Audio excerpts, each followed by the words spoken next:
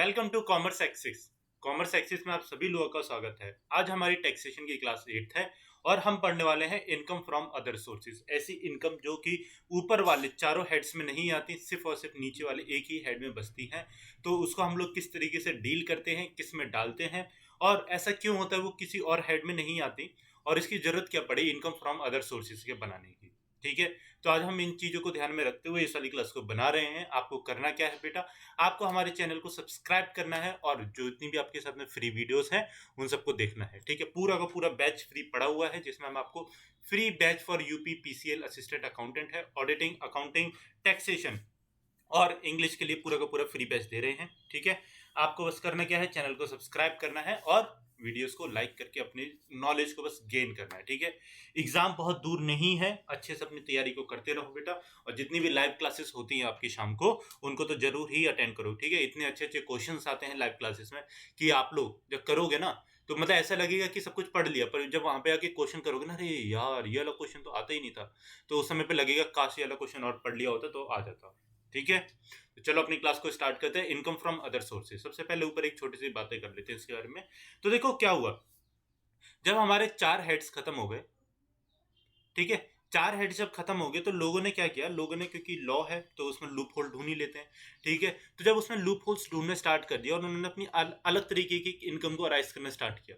ठीक है, एक ऐसी इनकम जो कि इन चारों हेड्स में क्या होती थी, नहीं आती थी। ठीक है, ना सैलरी थी, ना प्रॉफिट गेन्स था, ना हाउस रेंट था। ठीक है, इस तरीके का कुछ भी नहीं था। तो फिर इनकम टैक्स कंफ्यूज हो जाता है।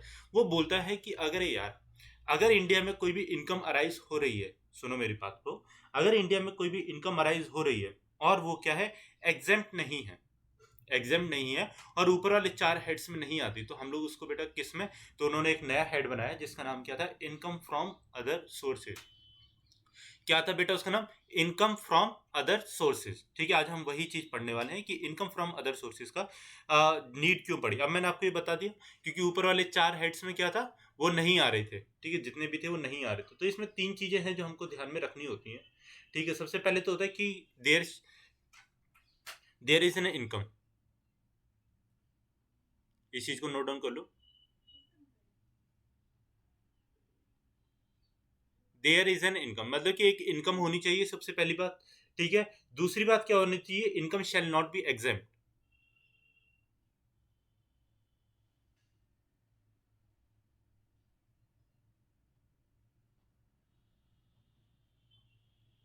ठीक है, और तीसरी चीज बेटा क्या होनी चाहिए, तीसरी चीज तो है कि उसमें बहुत सारी कंडीशंस आ जाती हैं कि not covered by other heads. तो इसमें कुछ 25-30 तरीके की चीजें बनती हैं। ठीक है, not covered by other heads. ठीक है, जब ये तीन कंडीशंस बेटे क्या होती हैं, सेटिस्फाई होती हैं, उसके बाद में हम जितनी जो भी कोई इनकम होगी उसको क्या करेंगे, इनकम फ्रॉम अदर सोर्सेज में आगे डाल देते हैं। ठीक है, तो इन चीजों को ध्यान में रखना है कि कोई भी ऐसी इनकम है जो ऊपर वाले चारों हेड्स में क्या हो रही है, डिस्क्राइब नहीं हो रही है, उसको हम लोग नहीं पता लगा पा रहे कि किस में डालनी है, तो हम लोग इसमें डाल देंगे। ठीक है, या फिर कोई भी ऐसी होगी जो कि क्या है, इनकम एग्जेम्प्ट नहीं है। इनकम एग्जेम्प्ट जो होती है वो बेटा सेक्शन 10 से लेकर के सेक्शन 11A तक, 13A तक होती है। ठीक है, लिख लेना इसको। एग्जेम्प्ट इनकम किस में दी हुई बेटा, सेक्शन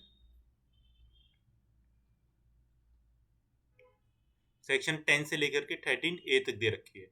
ठीक है, इस चीज को ध्यान में रखना। ऑल क्लियर बेटा? ठीक है, चलो आगे चलते हैं। इनकम फ्रॉम अदर सोर्सेज, अब इसकी डेफिनेशन वगैरह देख लेते हैं क्या क्या है। Income from other sources is the fifth head of income classification under the income tax act. ठीक है, इनकम टैक्स एक्ट में 5 टोटल सेक्शंस होते हैं, हेड्स होते हैं इनकम के, तो उसमें से कौन सा फिफ्थ हेड है, ऊपर वाले चार हम पढ़ चुके हैं।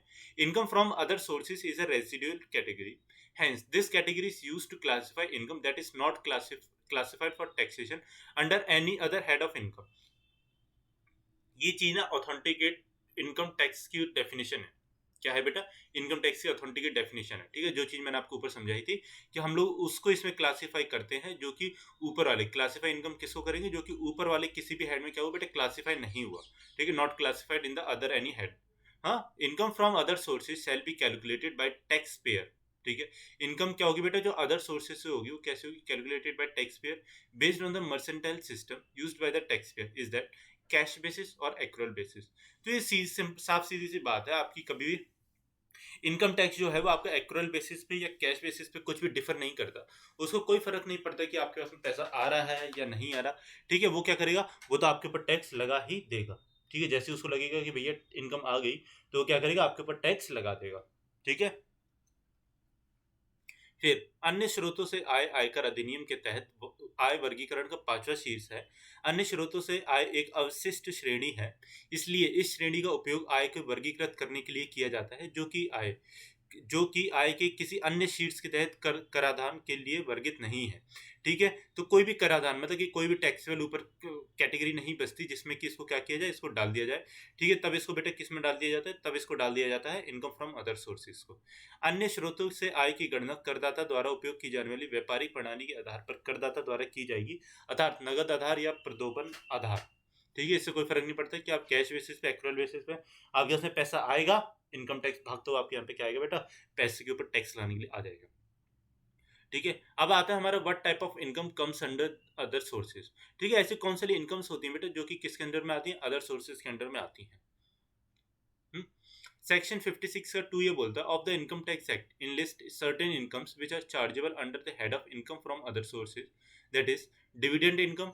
It is the most common and preferred way of earning among investors. Dividend is nothing but a share of profit given to the member shareholders of a company. ठीक है, तो सेक्शन 56(2) ये बोलता है कि भैया कुछ ऐसी इनकम्स हैं, कुछ ऐसी क्या है इनकम्स हैं जिसको हम किसके अंडर में रखते हैं, जिसको हम इनकम फ्रॉम अदर सोर्सेज में रखते हैं। तो जैसे डिविडेंड इनकम हो गई एक तरीके से, है ना। तो डिविडेंड क्या होता है बेटा, डिविडेंड क्या होता है, कंपनी का जो प्रॉफिट होता है वही आपका डिविडेंड होता है। पहले कंपनी क्या करती थी, पहले कंपनी उसको डिविडेंड को वहीं पे काट लेती थी और शेयर होल्डर के हैंड में वो चीज टैक्सेबल नहीं होती थी। पर अब रूल चेंज हो गया है, और रूल क्या हो गया है वो हम आगे पढ़ेंगे। ठीक है बेटा, कोई डाउट तो नहीं है इसमें। वैसे तो बहुत सारे हेड्स होते हैं इसके। ठीक है, तो जैसे up to the assessment 2021 if a shareholder gets dividend from domestic company then he shall not be liable to pay any tax on such dividend as it is exempt from tax under section 1034 of the act. However, in such cases, the domestic company is liable to pay DDT। ठीक है, तो पहले जमाने में ये होता था कि पहले जमाने में होता 2020 से पहले का, कि ना कि कंपनी अगर आपको टैक्स दे रही है तो उसको पहले डिविडेंड डिस्ट्रीब्यूशन टैक्स काटना पड़ेगा, और फिर उसके बाद में आपको टैक्स देगी। तो एक ही इनकम पे दो बार टैक्स नहीं लग सकती, ऐसे इनकम टैक्स में लिखा हुआ है। ठीक है, तो इसलिए आपके ऊपर टैक्स नहीं लगता था। अगर आपको डिविडेंड से कोई भी इनकम हो रही है बेटा, तो उस समय पे आपके ऊपर क्या होता था, टैक्स नहीं लगता था, क्योंकि एक ही इनकम पे दो बार टैक्स नहीं लग सकता। ठीक है, तो कंपनी पहले क्या करती थी, डिविडेंड डिस्ट्रीब्यूशन टैक्स को काटा करती थी अंडर सेक्शन 151(o) के अंडर में। ठीक है, इस चीज को नोट डाउन कर लेना क्योंकि ये इंपॉर्टेंट है, रिसेंटली बदलाव है। तो इसमें से क्वेश्चन बन सकता है कि डीडीटी अभी कटता है नहीं कटता, कौन सा ईयर में हटा, कौन सा सेक्शन में इसको डिफाइन किया जाता है। ठीक है, कौन सा सेक्शन में इसको एग्जाम किया जाता था, ये सब चीजें आ सकती हैं। निर्धारण वर्ष 2020-2021 तक यदि किसी शेयर धारक को किसी घरेलू कंपनी से लाभांश मिलता है तो वह ऐसे लाभांश पर किसी भी कर का भुगतान करने के लिए उत्तरदायी नहीं होगा, क्योंकि यह अधिनियम धारा 10 सबसेक्शन 34 के तहत कर से मुक्त है। हालांकि ऐसे मामलों में घरेलू कंपनी धारा 115(o) के तहत लाभांश वितरण पर डीडीटी, ठीक है, जिसको हम लोग डिविडेंड डिस्ट्रीब्यूशन टैक्स कहते हैं, इसको इंग्लिश में ही याद करना, इंग्लिश में ही आएगा, का भुगतान करने के लिए उत्तरदायी है। द फाइनेंस एक्ट 2020, ठीक है, मैंने इसको रेड में कर रखा है, इसका मतलब ये है कि बेटा बहुत ज्यादा इंपॉर्टेंट है। क्या बोलता है, the finance act 2020 has abolished the DDT and move to the classical system of taxation wherein dividends are taxed in the hands of the investors. ठीक है, समझ में आ गया बेटा। फाइनेंस एक्ट कुछ नहीं होता, फाइनेंस एक्ट जो होता है वो आपका बिल ही होता है, नॉर्मल जो बिल होता है ना आपका, वो वाला। ठीक है, तो इस चीज को ध्यान में रखेंगे सारे स्टूडेंट कि फाइनेंस एक्ट कौन सा है बेटा, 2020 के बाद से डीडीटी अब एब्लिश कर दिया गया और बोल दिया गया कि अब जितना भी टैक्स जो भी कुछ लगेगा वो किसके हैंड्स में लगेगा बेटा, इन्वेस्टर्स के हैंड में लगेगा, ना कि कंपनी उसको पहले से ही काट के देगी। ये किसके लिए, डोमेस्टिक कंपनी के ही केसेस में एप्लीकेबल है। ठीक है, अब तो खैर एक ही बात होगी, चाहे डोमेस्टिक कंपनी चाहे फॉरेन कंपनी हो, अब तो चीज एक ही होगी ना, क्योंकि जब इन्वेस्टर के हैंड में टैक्स लगना है, पहले इन्वेस्टर के हैंड में टैक्स लगता था फॉरेन कंपनीज का डिविडेंड को भी मिल रहे तो। ठीक है, इस चीज को मैंने ज्यादा लिखा हुआ है, इसका मतलब ये है बेटा ये चीज ज्यादा इंपॉर्टेंट है। ठीक है, जो चीज आपके यहाँ पे ज्यादा बार आ जाए, मैं बार बार हाईलाइट कर दूं उसमें, तो समझ जाने की बेटा वो चीज बहुत ज्यादा इंपॉर्टेंट है। The provision of section 115(0) shall not be applicable. ठीक है, 115(o) है, सॉरी, तो 115(o) जो है वो अब एप्लीकेबल नहीं है if the distribution dividend distributed on और आफ्टर 1/4/2020। बेटा डिविडेंड कब डिस्ट्रीब्यूट किया गया? 1/4/2020 के बाद से। 10 if the dividend is distributed on और after 1/4/2020 the domestic company shall not liable to pay DDT. ठीक है, and consequently the shareholders shall be liable to pay tax on such dividend income as dividend would now be taxable in the hands of the shareholder। वही बात है, घुमा फिरा के आपको 2-3 बार मैंने इसलिए पढ़ा दी कि जब बेटा एग्जाम में जाओगे ना, जब एग्जाम में जाओगे तो 3-4 बार जो चीज़ आपके दिमाग में बैठी हुई है ना, वो चीज़ कभी भूलेगी नहीं। ठीक है, वो चीज़ कभी क्या होगी बेटा, भूलेगी नहीं। अभी भी बच्चों को इसमें कन्फ्यूजन होती है। मैंने एक क्वेश्चन भी दिया था इससे रिलेटेड, तो बच्चों ने वो क्वेश्चन गलत भी किया था, फिर एक बच्चे ने उसमें कमेंट भी किया था कि सर ऐसा नहीं होता, ऐसे करके होता है। तो बेटा ये चीज़ ध्यान में रखना। ठीक है, ये चीज़ ध्यान में रखना कि ये चीज़ें बदल चुकी है। हमको हर चीज़ अपनी अपडेट करनी होती ना, जो चीज़ें बदल जाती है उनको बदलने के हिसाब से पढ़ना पड़ेगा। ठीक है, तो ये चीज़ें नोट डाउन करते जाना, जो जो चीज़ें हाईलाइट होती जा रही हैं।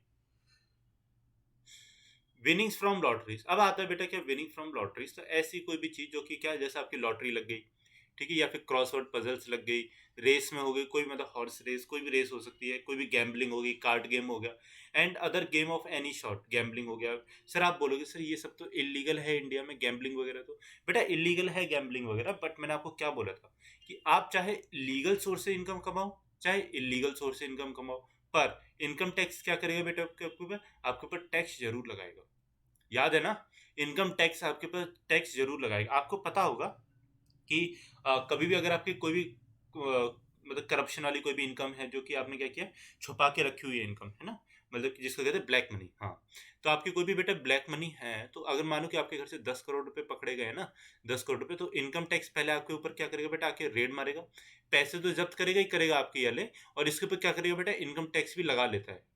क्या करता है बेटा, इसके ऊपर इनकम टैक्स भी लगाता है। कभी भी आप देखना कहीं से भी रुपए अगर पकड़े जाते हैं, तो इनकम टैक्स उसके ऊपर क्या करता है, अपना टैक्स जरूर लगा लेता है। वो कहता है भैया हम अपनी आय का सोर्स कहीं से भी नहीं छोड़ेंगे। ठीक है, भले ही आप इलीगल इनकम कमाओ, चाहे आप लीगल इनकम कमाओ, हमें वो चीज़ बाद में देखी जाएगी। पहले जो हमारा हिस्सा है वो हमें दे दो। और इनका हिस्सा तो भैया जायज़ है, सरकार का हिस्सा है ना ये तो।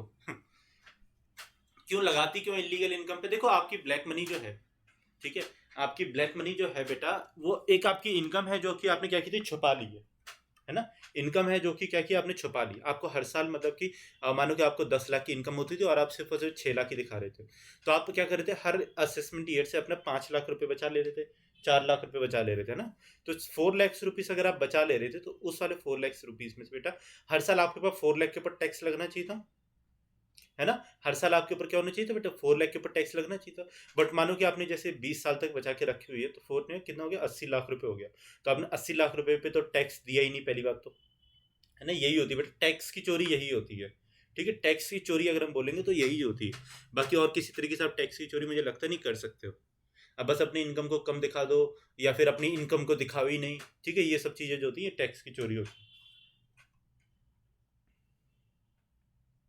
Income by way of interest received on compensation or any enhanced compensation shall be chargeable to tax under the head of income from other sources। कौन सा है बेटा, अब इंटरेस्ट रिसीव्ड है, क्या है बेटा, इंटरेस्ट रिसीव्ड आया है। ठीक है, तो ये भी बेटा किस में आता है, इनकम फ्रॉम अदर सोर्सेस आता है। And such income shall be deemed to be income of the year in which it is received irrespective of the method of accounting followed by the however a deduction of sum equal to 50% of such income shall be allowed from such income। ठीक है, तो deduction कितना मिल सकता है बेटा इस वाले case में, 50% आपको मिल सकता है। और इसमें एक बात ये कही गई है कि जिस महीने में आपको मिलेगी ना, such income shall be deem to be income. ठीक है, जिस महीने जिस साल में आपको इनकम रिसीव होगी बेटा, उसी साल में क्या होगी, उसके ऊपर आपकी इनकम मानी जाएगी। Apart from this no other deduction shall be allowed from such an income. तो इसके अलावा मतलब 50% आपको डिडक्शन मिल गई, मानो कि आपका 10 लाख रुपए का आपको क्या मिला बेटा, आपको मिला है इंटरेस्ट। ठीक है, इसके ऊपर कितना आपको 50% का मिल सकता है। बाकी इसके अलावा कोई भी आपको क्या, कोई भी आपको डिडक्शन नहीं मिलेगा। ठीक है, मुआवजे पर या बढ़े हुए मुआवजे पर प्राप्त ब्याज के रूप में आय अन्य स्रोतों से आय मद के तहत कर के लिए प्राप्य होगी, और ऐसी आय को उस वर्ष के आय के रूप में समझा जाएगा। ठीक है, जिसमें उसे प्राप्त किया गया है, भले ही विधि कुछ भी हो हालांकि इस तरह की आय से 50% के बराबर राशि की कटौती की अनुमति दी जाएगी। ठीक है, और इसके अलावा इसमें कोई भी कटौती आपको नहीं मिलेगी। अब आती क्या बेटा family pension income. Family pension income में देखो, if you are receiving any pension income on behalf of deceased family member then it will be taxable under this head. अगर आप बेटा कोई भी पेंशन ऐसे वाली लेते हो, हम्म, कोई भी ऐसी वाली पेंशन लेते हो जैसे कि मानो ऐसा होता है ना, कोई भी हस्बैंड एंड वाइफ है, ठीक है, तो किसी की भी अगर एक की गवर्नमेंट जॉब है, मानो कि वाइफ की जैसे गवर्नमेंट जॉब थी और ये क्या हो जाती है बेटा, एक्सपायर हो जाती है, हम्म, और आपको क्या पेंशन मिलती है, तो हस्बैंड को पेंशन मिल रही है, ठीक है, ये यही वाले केस को बता रहा है फैमिली पेंशन को, कि हस्बैंड को पेंशन मिल रही है। तो इस वाले केस में बेटा क्या होगा, जो टैक्सेबल जो इनकम होगी वो हस्बैंड के ऊपर होगी। और कितनी होगी बेटा, तो इसमें आपको डिडक्शन कितना मिल सकता है, 15,000 रुपये का डिडक्शन मिल सकता है, या फिर 1/3 ऑफ द अमाउंट रिसीव, ठीक है, या फिर विच ओवर इज लोअर। तो या फिर इन दोनों में से जो भी कुछ क्या होगा बेटा आपका लोअर होगा, तो वो क्या होगी, वो आपको डिडक्शन इसमें से मिल जाएगी। क्लियर। अब आता है बेटा गिफ्ट्स रिसीव। ठीक है, गिफ्ट्स रिसीव का क्वेश्चन बार बार मैंने आपके लिए डाला था, क्योंकि मुझे पता था gifts received is a important topic. ठीक है, गिफ्ट्स रिसीव बहुत ज़्यादा इंपॉर्टेंट टॉपिक होता है। अब मैं इसमें कुछ कुछ चीज़ आपके लिए हाईलाइट करता जाऊंगा, तो आपको बताना।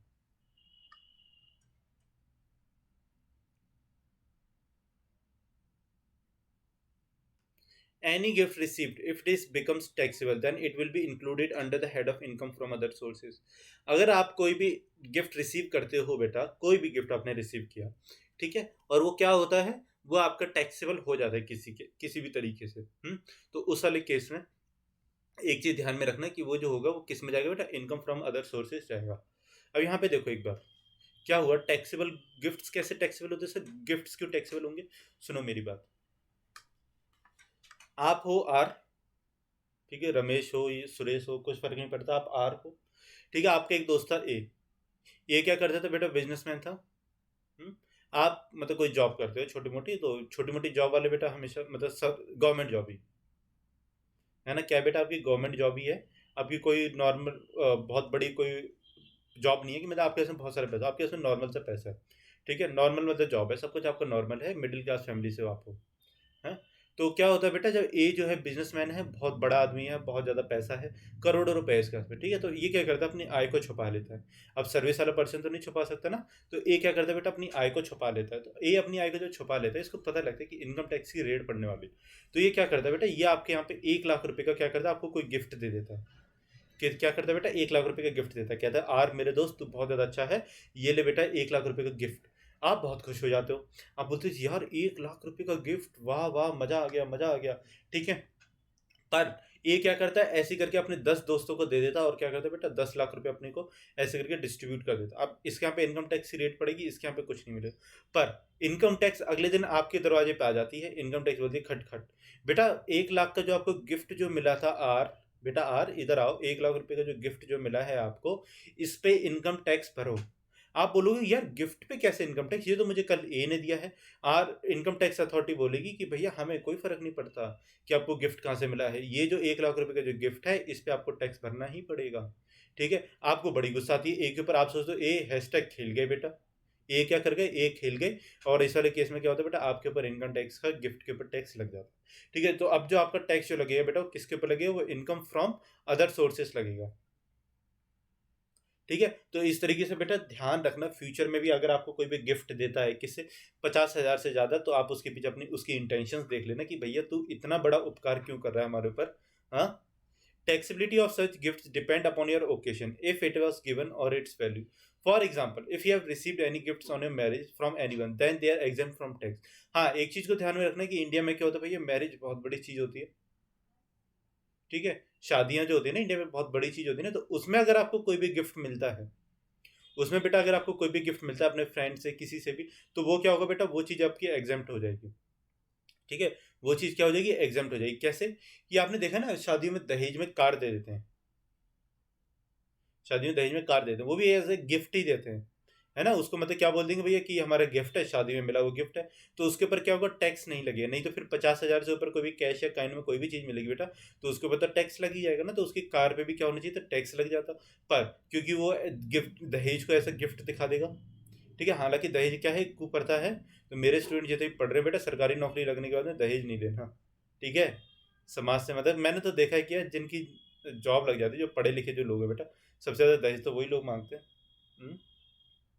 फिर कहाँ से बोलते हैं कि मतलब समाज को एजुकेट करो तो दहेज कम हो जाएगा, जो जितना पढ़ा लिखा उसका दहेज की वैल्यू उतनी ही ज़्यादा। ठीक है। For example if you have received, marriage में अगर कोई भी आपको गिफ्ट हुआ बेटा तो क्या हो जाएगा, एग्जाम फ्रॉम टैक्स हो जाएगा सबसे पहली बात, ठीक है। On the other hand if someone including relative gives you a gift and its value exceed, कितना है बेटा, 50,000 से ज्यादा करती, then it is taxable in your hand. If someone excluding relative लिखा हुआ, ठीक है, एक्सक्लूडिंग है, इंक्लूडिंग नहीं है। अगर कोई भी आपके रिलेटिव्स के अलावा कोई आपको गिफ्ट देता है on occasion other than marriage, ठीक है, और अगर उसकी वैल्यू कितना 50,000 से ज्यादा निकल जाती है बेटा, तो वो क्या होगा, टैक्स इन हैंड होगा, किसके, आपके में ही। ठीक है, समझ आता है। कोई भी उपहार प्राप्त हुआ यदि वह कर योग्य हो जाता है तो उसे अन्य स्रोतों से आए शीट्स के अंतर्गत शामिल किया जाएगा। ऐसे उपहारों को कर देता उस अवसर पर या उसके मूल्य पर निर्भर करती है, ठीक है, मूल्य पर जरूर करती है बेटा। 50,000 से प्लस में अगर होगा और अदर देन कोई भी रिलेटिव दे रहा है तो उस वाले केस हम लोग क्या करते हैं, उसको टैक्सेबल मानते हैं। और अगर आपकी शादी में कोई भी गिफ्ट दिया जा रहा है तो उसको टैक्सेबल नहीं माना जाता। उदाहरण के लिए अगर आपको अपनी शादी पर किसी से कोई उपहार मिला है तो उन्हें टैक्स से छूट मिलती है, ठीक है बेटा। दूसरी ओर यदि कोई रिश्तेदार को छोड़कर आपको उपहार देता है विवाह के अलावा, ठीक है, कब, विवाह के अलावा, और इसका मूल्य कितना 50,000 से अधिक है, तो यह आपके हाथ में कर योग्य है। ठीक है बेटा, समझ में आ गई, कोई डाउट, कुछ नहीं, चलो ठीक है। ध्यान में रखना है सब चीजें जो जो इसमें अंडरलाइन कर रखी हैं और क्या कर रखी है बेटा, ब्रैकेट में भी कर रखी है, सारी की सारी चीजें याद रखनी। ये चीजें तो मतलब मोस्ट इंपॉर्टेंट चीजें हैं। Gifts received by an individual और HUF are also taxed under this head. Any sum of money received in excess of 50,000 in aggregate by a person during a financial year is taxable in the hands of the receiver. What is to be noted here is that the exemption limit is to be checked by aggregating all sources from which money is received by such a person. ठीक है, ऊपर वाली line इतनी ज़्यादा important नहीं है, ये वाली लाइन इतनी ज़्यादा इंपॉर्टेंट नहीं है, पर ये वाली लाइन इंपॉर्टेंट है कि मतलब किसी भी एक व्यक्ति एचयूएफ के द्वारा कोई भी ऐसा गिफ्ट है जो कि कितना 50,000 से ऊपर का अगर है तो उस वाले केस में क्या होगा बेटा, राशि को प्राप्त करता मतलब कि जिसने क्या किया है, गुड्स को रिसीव किया है, गिफ्ट्स को रिसीव किया है, ठीक है, तो उसके हैंड में क्या होगा बेटा, वो टैक्सेबल होगा और उसके हैंड में उसके ऊपर कर भी लगेगा। ठीक है, अब इनकम टैक्स रिलेटिव्स को डिफाइन करती है, ठीक है, तो रिलेटिव को डिफाइन कर दिया, सपोज ऑफ द इंडिविजुअल मतलब कि उसकी वाइफ, ठीक है, brother sister of your wife, ठीक है, brother sister of either of the parents of the individuals, ठीक है, कोई भी आपके पेरेंट्स के ब्रदर एंड सिस्टर, जैसे आपके बुआ हो गए, मामा हो गए, है ना, इस तरीके के चाचा हो गए, ताऊ हो गए, तो इस तरीके के लोग भी इसमें इंक्लूड हो जाएंगे। एनी लीनियर एसेंडेंट और descendant of the individual, any linear ascendant and descendant of the supposee of the individual या फिर supposee of the person referred in clause 2 and 4 में जो डिफाइन किए गए। बट आपको मेनली यही वाले याद रखने हैं, ठीक है, मेनली आपको यही याद रखना। क्वेश्चन कैसे पूछ सकते हैं, देखो क्वेश्चन आपसे पूछ सकता है कि आपका कोई मामा है, ठीक है, आपके मामा है और आपके मामा ने आपको कितने का बेटा 1 लाख रुपए का गिफ्ट दिया, ठीक है, क्या ये टैक्सेबल होगा या फिर नहीं होगा, ठीक है, या फिर कितने तक टैक्सेबल होगा, ये सब चीजें पूछ ली जाएगी। या फिर आपसे देखो ऐसे करके पूछा जा सकता है क्या,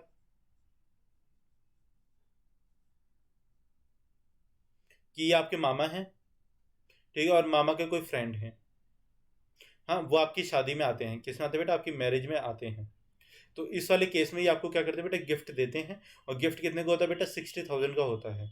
चलो ठीक है, मैं क्वेश्चन आपको बना के दे देता हूँ, आप उसके नीचे मुझे आंसर दे देना, ठीक है। आज की क्लास में वैसे क्वेश्चन नहीं है, क्या क्वेश्चन नहीं तो खुश हो गए, क्वेश्चन नहीं है तो सारे के सारे बच्चे खुश हो गए, अरे वाह।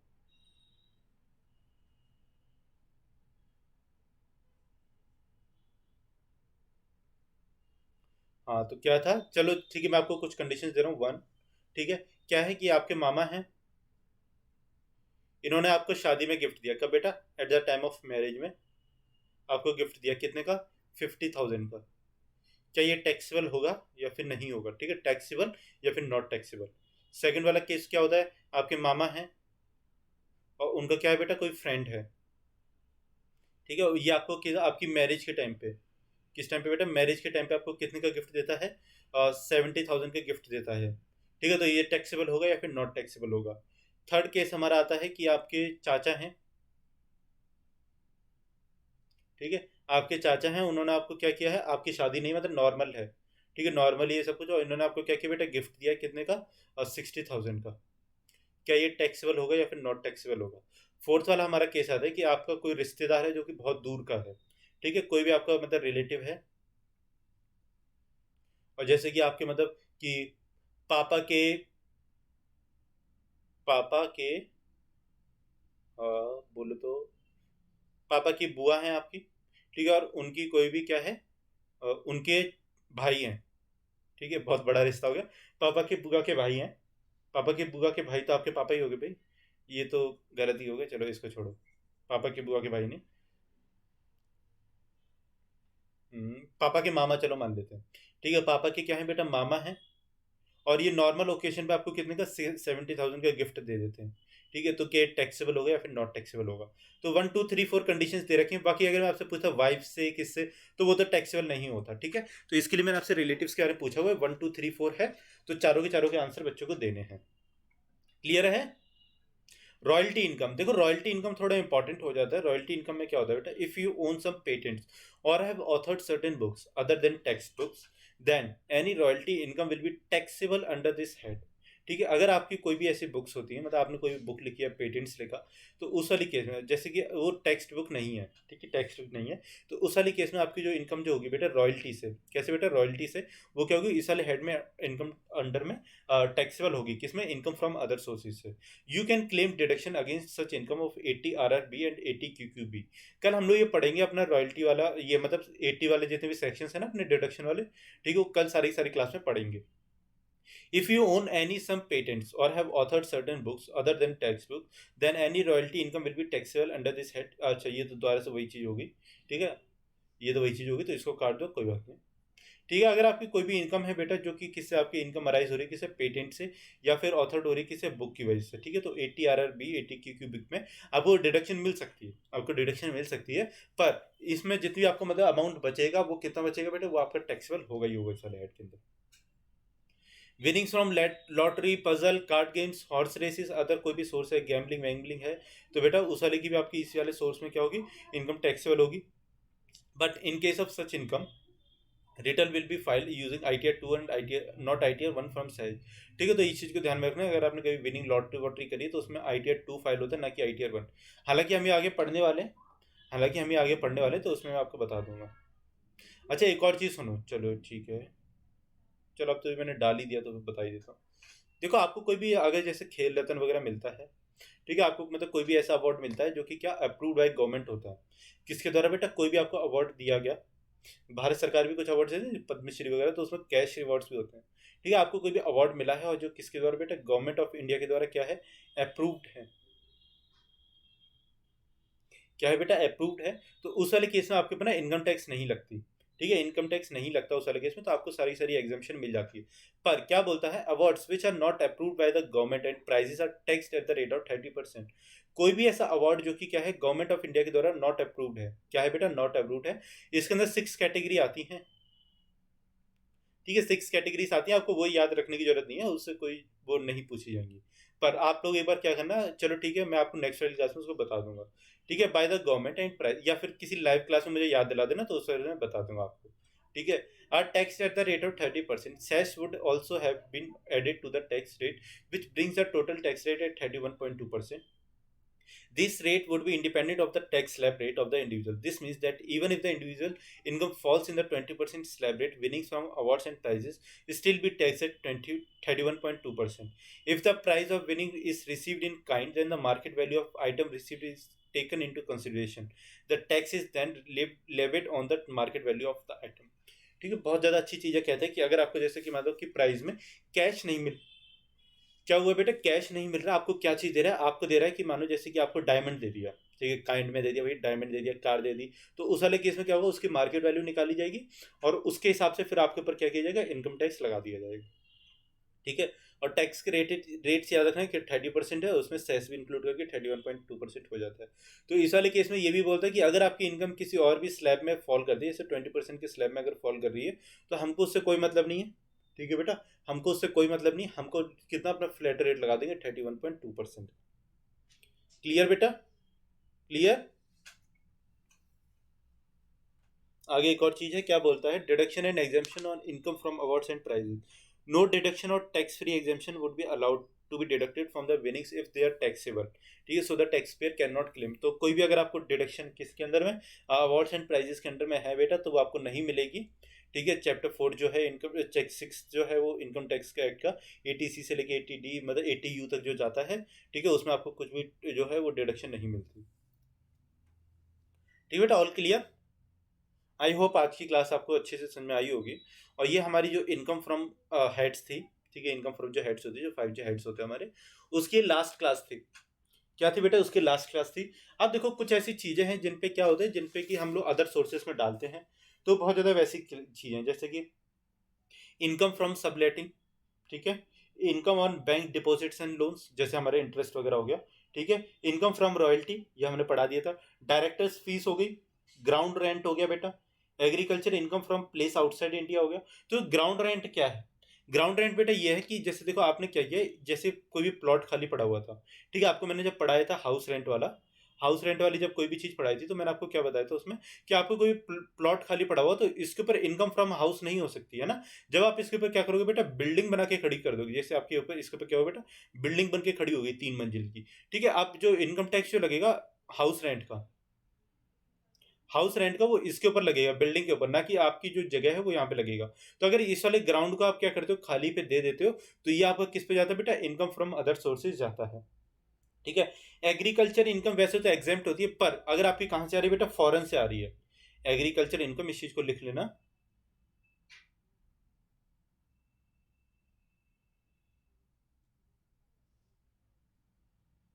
कहां से आ रही है बेटा, फॉरेन से आ रही है, तो वो क्या होगी बेटा, टैक्सेबल होगी। और किस वाले हेड के अंदर में टैक्सेबल होगी, फ्रॉम अदर सोर्सेज में, ठीक है। डायरेक्टर्स कोई भी कमीशन है तो वो नहीं आएगा, ठीक है। Rent of plot of land, ठीक है, वो चीज मैंने आपको बता दी, प्लॉट ऑफ लैंड कोई भी है। इंश्योरेंस कमीशन आ गया, माइनिंग रेंट एंड रॉयल्टीज आ गया, ठीक है, रॉयल्टीज इसी में आएगी, और माइनिंग का कोई भी रेंट है तो वो भी इसी में आएगा, ठीक है बेटा। कैजुअल कोई भी इनकम है जो कहीं और नहीं जा रही है वो भी इसमें आ जाएगी। मेंबर ऑफ पार्लियामेंट या फिर एमएलए की कोई भी सैलरी है वो भी इसमें आ जाएगी। और देखो एक और चीज है जो इसमें, वो चीज भी आपको नोट डाउन करनी है, वो है interest on securities issued by, क्या होगा बेटा, फॉरेन गवर्नमेंट, ठीक है। कोई भी इंटरेस्ट है जो आपका सिक्योरिटीज पे आपको मिला है किससे, बट कोई भी ऐसी फॉरेन गवर्नमेंट के द्वारा, तो वो भी इसमें नहीं आएगा, ठीक है।